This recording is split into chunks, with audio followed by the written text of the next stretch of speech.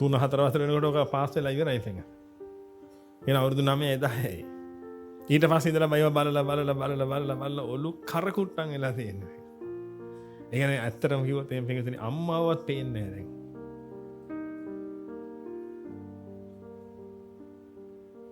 පින්ද අවුරුදු 25 දරුවෙක් ඒව බැලුවාම අම්මට දැන් අවුරුදු 50ක් විතර වෙලානේ.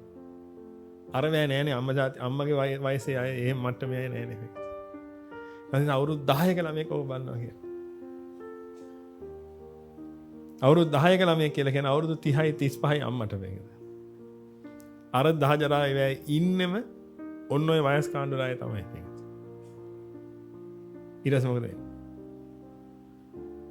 මෙන්න අම්මාගේ වයසේ ඉන්න තව අම්මලා ටිකක් නෙවෙයි පේන්නේ.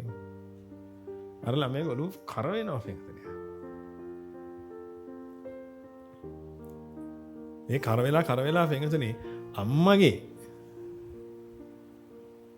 ශරීරයේ පුංචි කොටසක් කොහේ හරි දැක්කත් ඉන්න බැරි වෙනවා ෆෙන්ග. ඔබ බලන්න ඉස්සරහට වෙන විනාශ. මම ඉල්ලන්නේ කවද අම්මා සිය දිනසා ගන්නත් එපා. පුතා සිය දිනසා ගන්නත් එපා. සිය දිනසා ගැනීම ඔකට උත්තරේ නෙමෙයි.